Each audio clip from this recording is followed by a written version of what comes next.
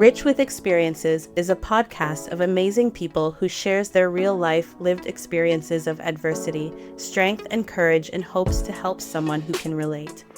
Make sure to hit the subscribe button and follow us on all major streaming platforms: Apple, Amazon, Spotify, and YouTube. Hello and welcome to Rich with Experiences. My name is Michelle, your host, and I am happy to say that we are now embarking on season 2. We had an amazing first season on Win Win Women TV, where we have been a featured show for almost the existence of Rich with Experiences. And we're going to continue to do amazing things, showcasing amazing women with their stories of resiliency. And today, we're not going to back down. We're going to continue to have powerful women share their stories. And I am so happy to welcome our next amazing guest. Jacqueline Clemmons is a doula, an author. She is the founder of an organization that helps Bipoc women, especially those who, as we know, in the maternal world, that we have the highest mortality rate. And this is a woman that shows up and shows out for us every single time. So I would love to introduce Jacqueline Clemmons. Jacqueline, how are you today? I am doing well. Thank you so much for having me on this show. I can't think of a better time, but thank you. I'm grateful to be here. Absolutely. So I gave a little bit of an introduction, but I am curious to know, what do you consider yourself to be an expert in? I would say I'm an expert at staying curious. I believe that when we have curiosity about people, places, and things, it really just opens up so much opportunity for us to expand our mind, to expand our spirit, sometimes even expand our bodies. And there's no part of my life as a mother, as a wife, as a doula, as an author, who I am is literally a composition of all the things, all the people, all the thought processes or things that I've just stayed curious about. And it has served me. I think it serves me well. It's definitely helped me heal, being curious about different things and processes. But, it's just something I think that has made me a better person, a better mother, a better community member, definitely a better doula. But yeah, I would say I am an expert at staying curious. I love how you say curiosity, because as a coach, I often encourage my clients to really take themselves from that place of judgment into a place of curiosity, because then you can kind of really do that exploration, that healing, that just knowing who you are. So when you said curiosity is something you consider yourself to be an expert in, has that always been something that you had, or was it something that you had to learn throughout your lifetime? No, much to the chagrin of my parents, I have always been curious. I have always wondered about why people look the way they look, why people sound the way they sound. I've always been curious about emotions, music. I just can't think of a time where I wasn't in awe of the world around me. Sometimes that didn't give me good information, right? When you're curious about like what's going on with this person or why this person is being this way. But it has been something for sure since I think some of my earliest memories are like 2 years old. And I just remember like asking questions about like, oh, what's that over there? What kind of dog is that? What kind of what kind of flower is this? And da, da, da, da. And obviously that continued to grow and develop into more intricate curiosity. But I feel like I went through my entire life as a youth, very curious and observing through that lens. And then when I was 18, I was the one that kind of wrote the 4-page letters to my parents, like, okay, so this is what I observed. This is what I didn't like. Let's talk about it. Let's heal. Like, and so it was like these letters and reflections of like, okay, so my first 18 years was trash. How can we fix it? And that is just who I am. So very absorbing and observing everything and also absorbing it and then being able to say like, what's up with this? What's up with that? So that's definitely a part of who I am. Have you found that ever getting in like the way of some things in your life, especially being so curious, being so vocal, being 100% aware? I love how you're like, I wrote it down and and this is not working for me. Has that ever came up in like kind of hard, like I don't know how to say it, like become an issue in your life being that way? I will say at the ripe age of 42, I'll say yes. I think that my curiosity and desire to understand why people do what they do, I definitely think that it has allowed me to tolerate things way past their due date. Mhm. It's allowed me to be curious about people and their stories that I had no business being connected to. It allowed me to maybe even stay longer in situations because I was just curious about, like, I'm while at this point I'm a realist, but I used to be an optimist. And so I'm like, well, I wonder if this person makes this choice, how will it change things? And, just being curious about different outcomes and how different choices could produce different outcomes. And I will say that that has not always served me well. Um, in my own life as a youth, like always being curious in class and asking, well, what if, and how about this, and alternate endings, and, then what was being presented to me, it definitely got me in trouble in school where they were just like, can you just accept what we're saying and move forward? And I was like, no, I have Mhm. questions. So school was, I got good grades, but my teachers didn't really like me. I was always asking questions. So I would say my personal life, like my romantic, intimate life, that is definitely, it's been a blessing and a curse. I think that if you're curious about the right people, and you're curious Mhm. about the right things, it could develop really beautiful intimacy. But if you become curious about people that don't deserve your interest, it can keep you in the loop with people way longer than you should be. So that's been my experience with curiosity in a not so good, negative way. And I like how you have the two bookends. And the reason why I was curious about that is you were both curious and very vocal at the same time, very much self aware. And oftentimes, I know when I speak with people, and even in my own life, or it seems like you can be one and not the other, or one is okay and then the other one's frowned upon, because, like you said, some people don't like that level of curiosity, because sometimes it's like a trigger for them. Like, why are you asking me these questions? I don't know the answer. Or it might be just triggering to them because they haven't even dealt with the issues themselves. So to hear, you know, this curiosity and questioning. And I love how even in the moments in your life where it could have posed some troubles, you're like, okay, you know what? The thing that really hit home for me is staying in relationships or being curious about things that you really had no place and be like, okay, wait, that's not me to actually be in that Mhm. place. That right there hit home for me. And thank you for sharing that, because then I'm becoming more aware of, you know what, Michelle, this isn't your battle. Let this one go. So thank you for sharing that. Because I think if I'm feeling that way, you've gone through that. There's probably a lot of other women, and that is probably like, "Oh, thank you, girl. I needed to hear that today." So let's talk about you as a doula. How did Yeah. that happen? Like, what were some of the things in your life that made you say, "I want to be a doula"?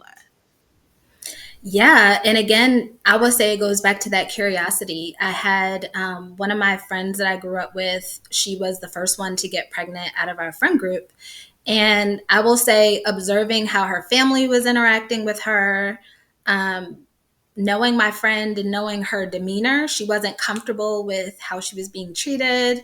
And I was like, girl, like, do you want me to take you to the doctor's appointments? Like, let's just get your nails done. Like, let's just focus on you, because I witnessed it becoming very like belly focused. And it was almost like she wasn't a person and everyone was kind of focusing on her belly. And it was a bit dehumanizing, at least from a third party. I'm not saying that that's how she felt, but in watching her Mhm. respond to it, I was just like, again, what's going on here? And so ultimately, attending that birth with everyone else in our family, and definitely experiencing some secondhand trauma in that experience. Again, I'm not speaking for how she perceived it, but some of the things that happened were secondarily traumatizing for me. And I was like, oh yeah, never again. Not anybody that I care about. Like, I'm about to be up in these hospitals advocating, massaging, feeding, like whatever you need. And so my entrance into this work wasn't with any understanding of what a doula was. It was based on my care and my love for the people in my family and the people in my community and wanting them to have a good birth experience. Going through that, attending births of friends and cousins in my community, it was probably a good, that was 2001. It was 2013 that I actually had a conversation with someone that was doing a doula training. And she said, I think you'd be an amazing doula. I was like, girl, I do not catch babies. And so she's like, that's a midwife. That's not a doula. And that was the year that I actually learned what a doula was and what doulas did. And so from that point forward, getting formal training, understanding the history of it, and going back and talking to my grandmother, I was able to find out that her grandmother was actually a grand midwife in North Carolina and had delivered her and all of her siblings at home for my great grandmother, and that she was the midwife for 2 towns in rural North Carolina. And so at that moment, it really impacted me in a different way where I was like, oh, this is something that was in my DNA. This is something that Mm-hmm. I felt was a calling, and it was a calling before it was a career path. It was something that it just, that fire was lit in me automatically. And over the years, subsequently, I've just added more tools. I've added, yes, formal trainings, but there's something to be said about what we are called to do when it's not attached to money, prestige, Mm-hmm. or anything else. It's just like, who are you created to be? And so I do think that I'm naturally an advocate, which is a huge part of being a doula. Teaching our clients and helping them to learn how to self advocate. I don't have a problem speaking up, as you can tell, for myself. And so encouraging others to develop that where it may not be as natural. Keeping my eye out and again staying curious, what is the medical staff doing, being able to read my client's face and seeing different shifts in their demeanors, like that curiosity has absolutely served me well in being a doula. And it's also allowed me to connect deeply with the clients that I've been able to serve over the years because I'm curious about them. I'm curious about their Mm-hmm. facial expressions, being able to tell when their demeanor has shifted. What does that mean? Are they sad? Are they anxious? Are they uncomfortable? And being able to put myself in a position to accommodate them and help them get back to that place of homeostasis and comfort. And so that's been a little bit of my journey. I've gotten more into traditional postpartum work. Research, lobbying, obviously writing this book for doulas and just sharing my experiences. And so it has evolved and grown. But yeah, that's a little bit about my doula journey. That is so beautiful. And then the organization that you have, Mm-hmm. I have to say, I do a lot of community work, but your organization is something that I have not seen the structure of and the flow of. Um, Mm-hmm. and it's beautiful. Do you mind talking about the organization and what you do for the families that you serve? So there was, we existed for about 3 years. That was Akionu Burr Foundation. And what we did was provide meal support and mental health support for the entire family, meaning both parents. And earlier on, it looked like having local chef prepared meals being delivered to the families. That is an extension of me preparing meals as well for postpartum families.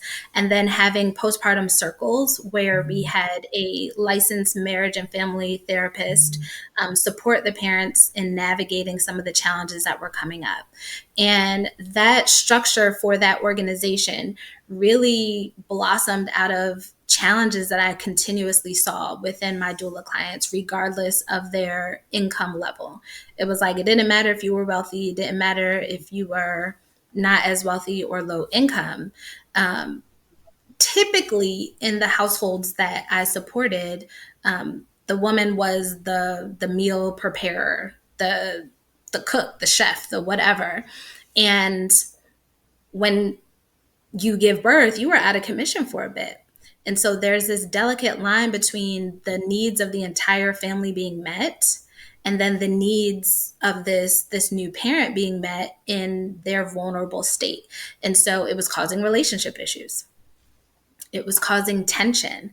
And a lot of people don't know that there's a statistic within the first year after giving birth is when most families separate, break up, divorce, whatever, because the challenges are just so intense. And so I'm just like, it's not that these people don't love each other. It's not that they don't care about keeping their families together. They need support. So, what if we stepped in and we said, okay, we'll make sure that these meals are provided for you so that the stress is not on, this new mother, this new parent. And then what if we get you support to talk through your challenges and navigate those challenges in a way that can keep your family together if that's ultimately the thing, but just so you don't feel so isolated and alienated in your feelings, thinking that you're the only one. Like, this is totally normal. This is to be expected. And so that's where the framework of that came from.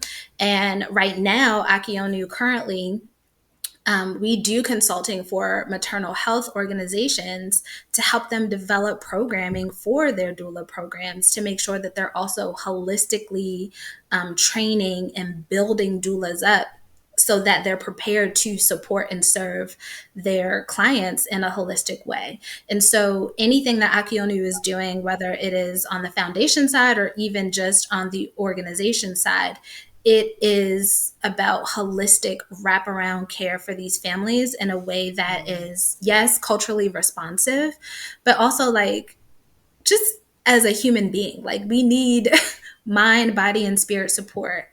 And we don't need it in a woo woo way. We need it in a really practical way. Like, feed me, wrap me, hug me, massage me, be with me. We need that.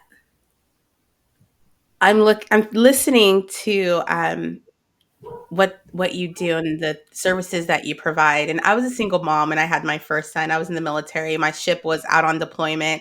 I drove myself to the hospital while in labor and then drove myself home. So organizations like this is so important. And like I said, I never seen something. My only experience really was the church family. Oh, someone had a baby, so they take, who's going this day, this day, this day, and then they all come. And then, if you're lucky, you have an elder in your family who's old enough to come over and help you with the laundry. But if you're not, then you're really doing a lot of things on your own. And, husbands and fathers still have to work to provide an income. So this is so important just to hear you acknowledge the fact that there are needs that have to be met, especially when someone comes home. And that is to be commended. Now, were these examples that you only really seen in your clients that you served, or was some experiences from your own life kind of allowed you to just collectively build the framework for the organization? Oh no, honey child, please. I was also a single mother and I did not have any of the support that I needed um, during each pregnancy. I am a mother of 3 children. And I will say that my first pregnancy was very community supported in my family, right? And with my friends. We all kind of had children, I think. So that one friend had her child the 1 year, then I had a child the next year. And then her sister had a child the following year. So we kind of clustered in those births. Mhm. Um, that was the most supported experience that I had. And people kind of think of it in reverse where like, oh, you know better, you do better, or you have more access. But actually the reverse is true. And so during my second pregnancy, that's where I had horrific postpartum depression. And one of the things, I was isolated, I wasn't in a healthy relationship, very toxic, and wound up separating by the time, like moving out of the home together when my daughter was about 2 months old. I didn't have anyone preparing food for me. I was grieving the vision of this family and relationship that I thought I was going to have. Like, we had planned to have my daughter. This was not a oops situation. And then kind of having that kind of tumble down, I was like, oh my gosh. So now I'm in shock. Now I'm still postpartum.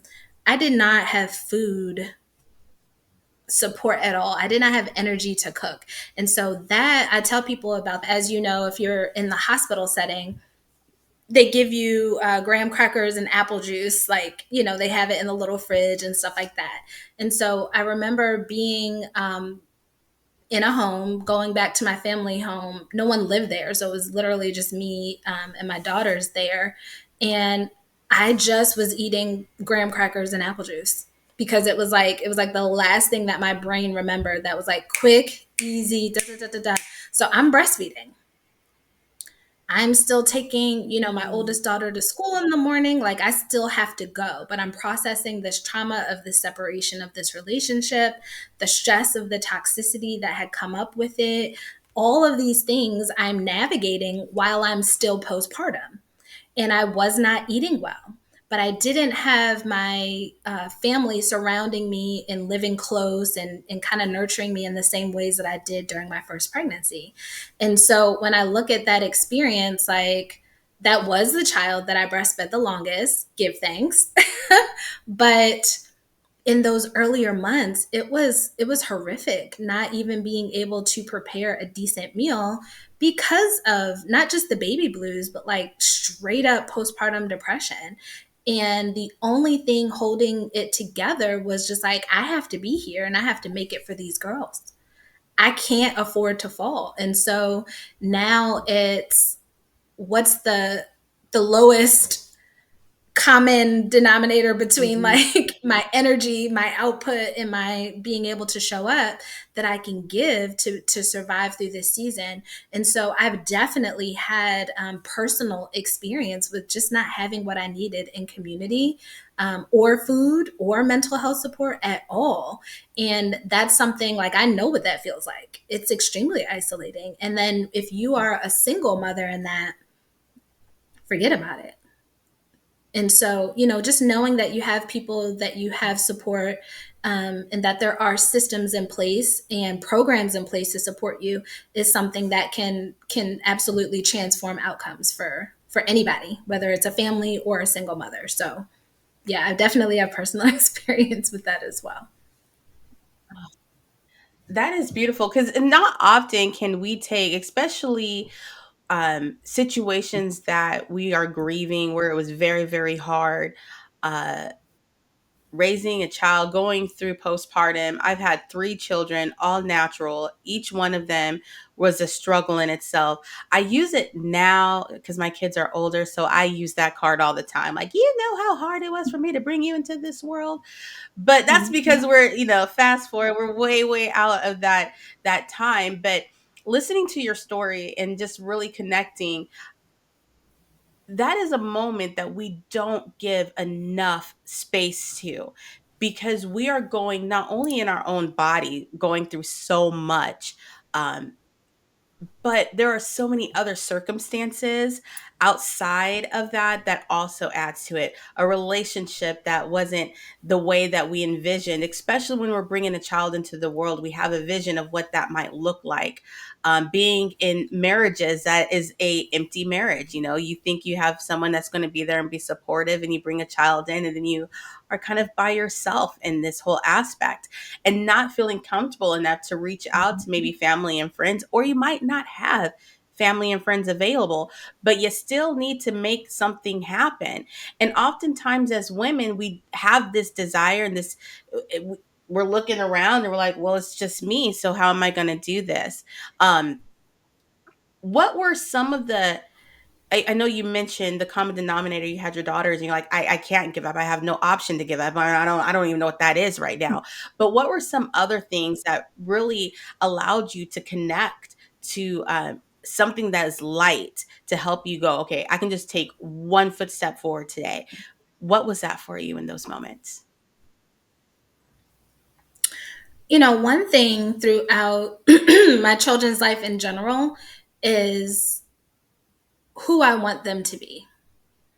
And with my oldest daughter, there was this moment at 3 years old where she was just excitedly telling me who she wanted to be. Um, Happy to report she's 22 years old and she has followed her dreams. But at 3 years old, she had this microphone and she's like, Mom, I want to be on stage. I want to do this. I want to do that.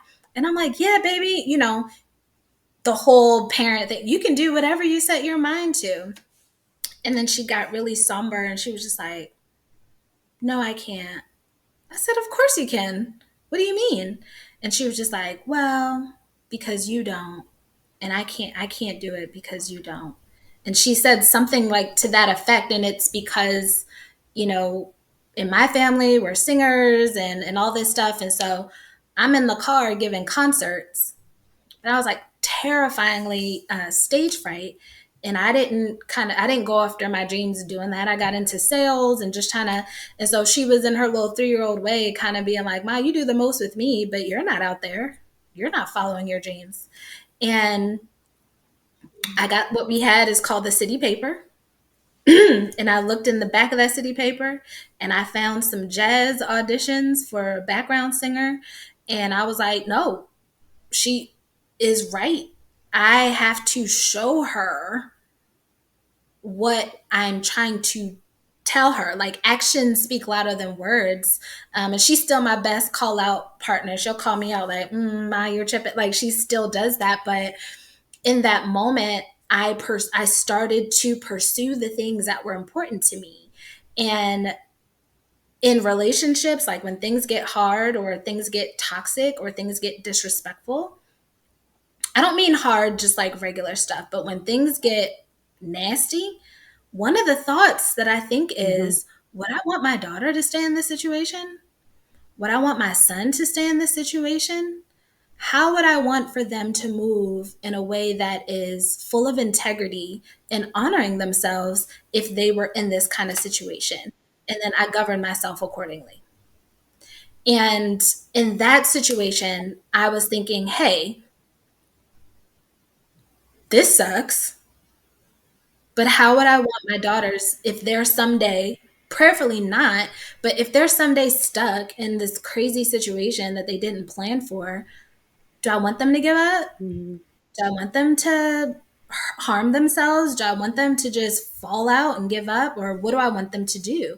And that was the question and the motivating factor that stayed in the front of my mind. And so it was like, I will do whatever I have to do. And what that looked like, I did something really extreme. I went on this like crazy fast that like it was like a interesting elimination diet where I was like, so I love neuroscience. That's my thing. That's my jam. And so I'm always kind of like a lay study of the mind of processes. And I was like, I'm gonna reset my neural pathways, you know? And so I know it sounds so crazy, but I was like, I Correct. can do it. I can do it. And it's something that I had tried before and kind of studied in terms of like how we process trauma and how we can become uh, our truest selves by like resetting and redirecting. So I was like, I'm going to do this. And so went on this very interesting, pointed elimination diet, made different choices and kind of like just delved into this process for 6 months to like rewrite my neural pathways. And someone might be listening right now and be like, girl, I do not have time to do all Yeah, of you that. do. And you may not, but whatever it is that you do have time for, if it's saying, I'm going to get out there and I'm going to go for a 10-minute walk with this stroller down the street, it's the same thing. You're still rewriting a different pathway, different than what your current experience is. And so it doesn't have to be about neuroscience, it doesn't have to be about elimination diets. That was just my thing and what I felt, I'm going to change my brain and we're going to get rid of this. But that's what I did. And I was just like, I mean, I don't want to sound crass, but like balls to the wall, whatever it takes for me to change. I started writing music. I started performing more. Getting it out of my body was very therapeutic. I started dancing more. That's a somatic element that I encourage all people to lean into. Um, I am a huge proponent of traditional means of healing.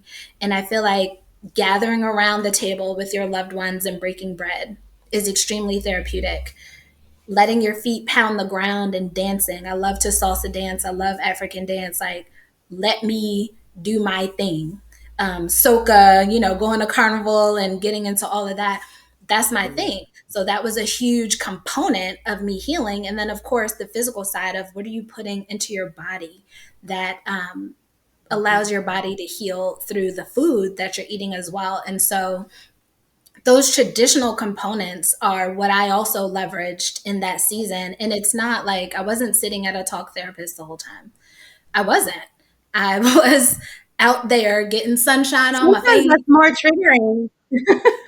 Yeah, and Yeah. so, but that's just what I did. And I will say, like, it's not always like, oh my God, I love myself so much that I'm going to take care of myself. It wasn't. It was, I love these girls so much that I don't care. Like, I have to make it. I have to show them an example. I have to give them the blueprint of what it looks like to fight every second for the life and the outcomes that you desire. And I still maintain that. And that's still a driving force. I look around, I scan my life, I stay curious. And when things get crazy, I'm just like, all right, what are we about to do? Because this life, Right. like, I want my children to look and say, oh,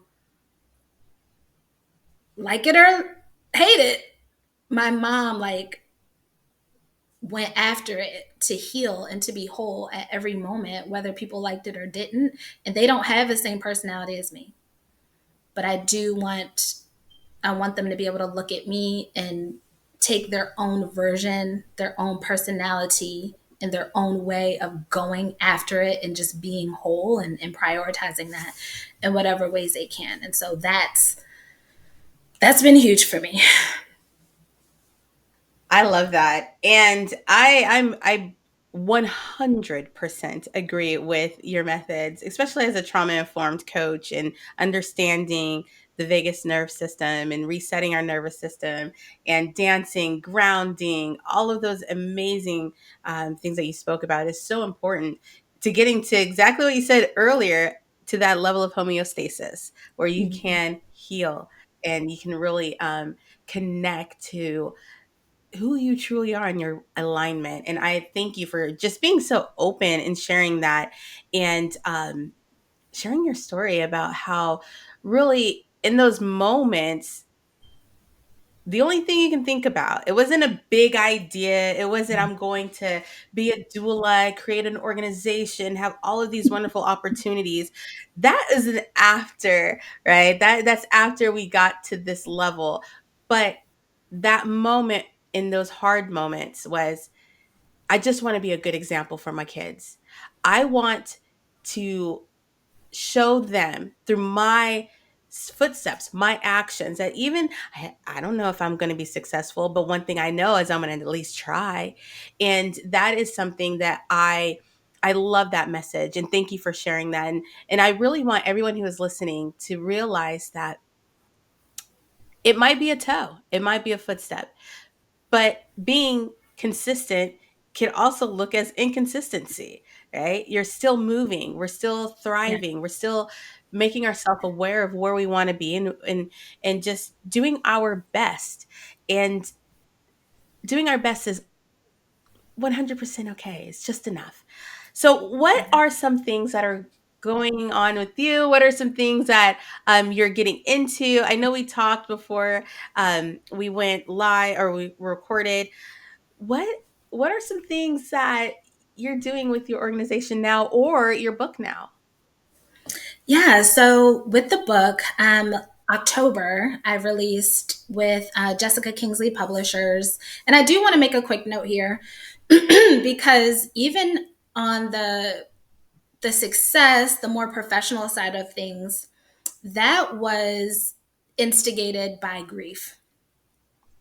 That was instigated in 2020 by the loss of my grandmother.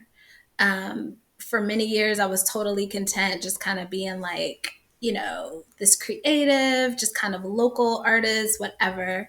Um, and when my grandmother transitioned, there was something that just broke open at my heart. And it was almost as if it was an accumulation of that intro conversation with my daughter at 3, watching my children grow up, now being a mother of 3. And then my grandmother was my best friend.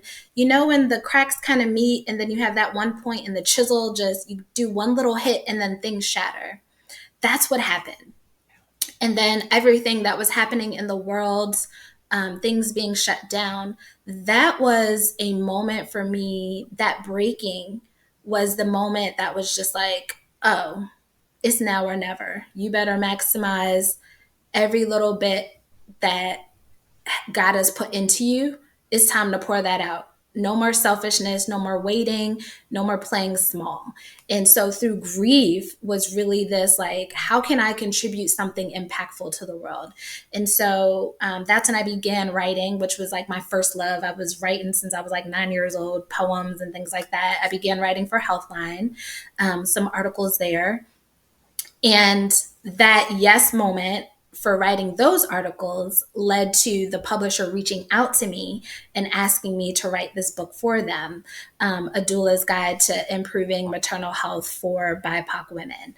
And so just another note, like just being obedient, like you said, and taking those steps, you don't know how that obedience and that one step will lead to something that will impact your life in different ways. And so I had begun mentoring doulas in 2020. People were reaching out to me because they knew that I did this work. And so moving forward to last year, this book coming out, it's actually just a manifestation and accumulation of those small steps of obedience in 2020. And so now instead of only mentoring doulas one-on-one, I now have this book that is out into the world that we are partnering with maternal health organizations to add it as a part of their curriculum. We obviously are selling it at conferences and stuff like that. I'm doing speaking on resilience, on authenticity, on maternal health, and using this book as a way to actually reach way more people that I feel I could ever reach if it was just about this one-on-one mentoring in terms of doulas is concerned. And so right now, that's the goal. It is a book that applies to healthcare workers. It's not just doulas. A lot of people go, oh, well, it says a doula's guide, but my philosophy is about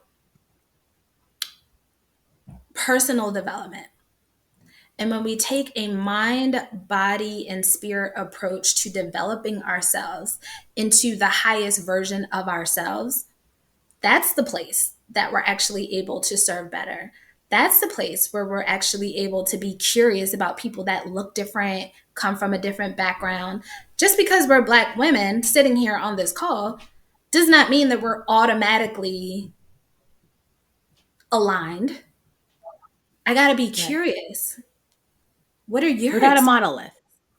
No, like what are your experiences? What was your upbringing? Where are you at right now? Let me be curious about who you are, your life experiences, so that I can support you right now.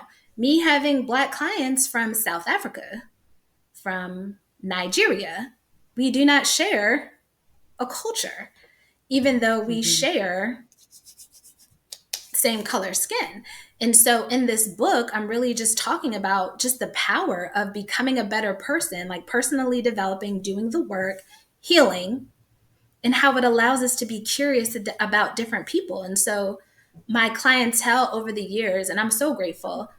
I mean, Samoan, Chinese, Trinidadian, Caucasian, European, African American, Nigerian, South African, Chicano. Like I've had so many people that I've had the privilege, Thai, that I've had the privilege of supporting. And there has never been a like, ooh, oh, ooh, like these moments of, I don't, Mm-hmm. I can't serve that person because there's a curiosity that stays present. And how can healthcare workers, how can doulas continue to leverage that curiosity to maximize their impact? And so that book is something, like I said, that we are promoting to partner with people in their curriculum and their doula trainings to make sure that we're just getting the word out in that way. I also, with Akionu, do maternal health consulting with organizations, helping them to develop robust doula training programs with business focus in terms of like branding, marketing, um, target market, really focusing on making sure that they understand the business side of things, because that's also something that I saw in my own experience that can lead to a lack of professionalism is like when you don't understand that this is a business, if you're approaching it in a certain kind of way, that there are certain aspects to business that remain important. And so I'm working right now with a couple of organizations, very proud of the work that we're doing, but we're cultivating the next generation of doulas so that we can, again, make that impact. And so over the years, I used to say, mind your ripple. And I think that right Mm. now with Akionu, we are minding our ripple. We are just looking at ways that we can maximize our impact in maternal health, maximize our impact with underserved communities, but honestly, with everyone, because it's going to take all of us right now to get through, some of these challenges that we have. And when we focus on ourselves and become better, we'll be able to serve better and to support one another in supporting our communities. So that's something I absolutely believe in. Now, do you help people become doulas? Like, do you help coach or show people who are interested in becoming a doula the proper ways or where they can go to get certifications? Do you help people with that? Absolutely. Okay, So so for through y'all who are Akionu, listening, she's saying yes. so we I through mentorship, yes, that is not a free offering anymore. So I do have my Spirit Song Doula mentorship, and that is where I really sit down with folks and we go over who you are. We go over your natural interest. We make sure that we go over everything that is important to you, your lifestyle, your current makeup of your life. And then we look at different pathways within birth work. A lot of people think that it's just about being a birth doula and taking great pictures and posting them on IG.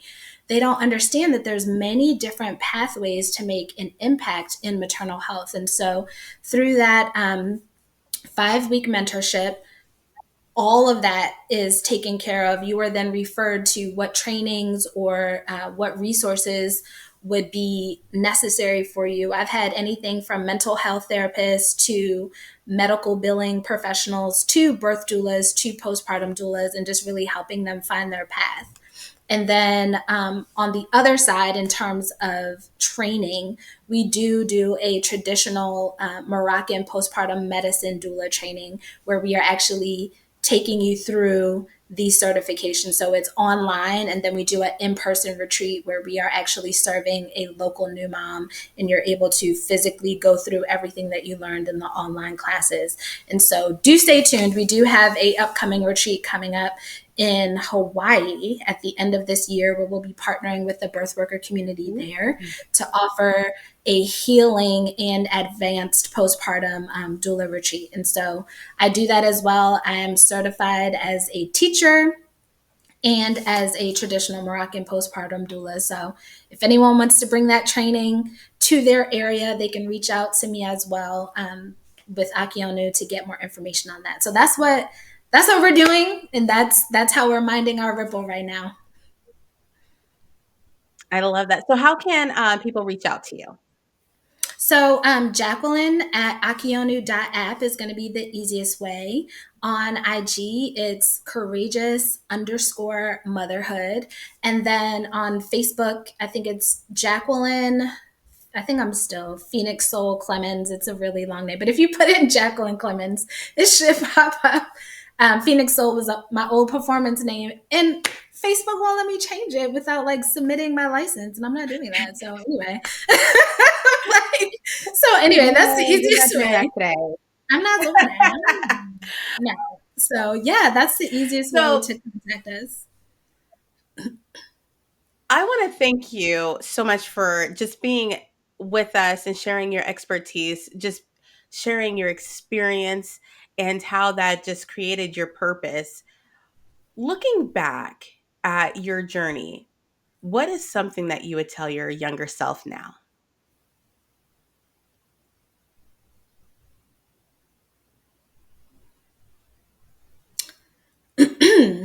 Trust your gut instinct the first time. Every time, they always say, you saw the red flags, you whatever, whatever. I had such a strong intuition as a younger person, and I allowed criticism or whatever people had to say about it. Oh, you're being mean. You shouldn't cut people off so quickly, or you should be friends with this person, or you should. Every time I've gone against my first gut instinct, it has ended up horrifically.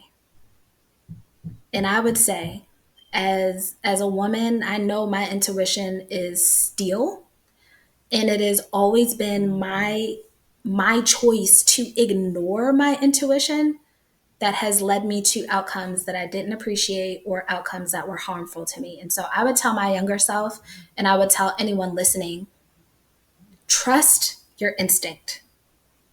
Do not diminish yourself. Do not allow the voices of your loved ones, okay, because it's not always haters. Do not allow the voices of your loved ones and people that exist outside of your body to influence you more than that internal GPS that is put in you as a form of wisdom. Follow it, trust it, do not doubt it. The first time, whatever your first thought is, and that your core confirms, Mm. don't ignore it. Don't allow Man, your that was some empathy wisdom and right there. compassion.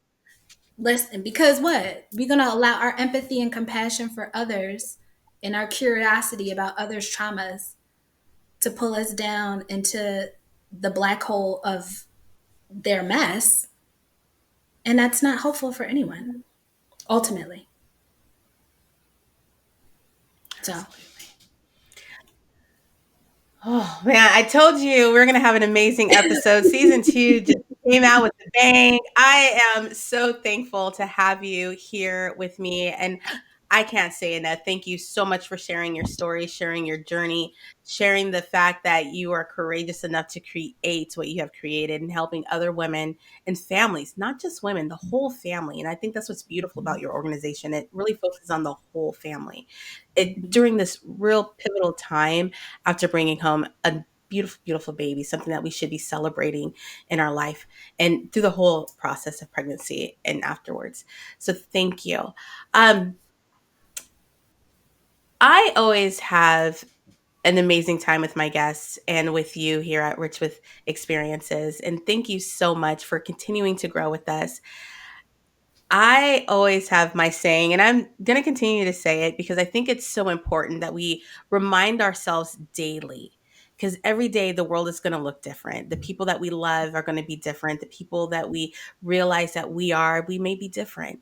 And through this journey, you're going to have to love yourself through discovery and healing.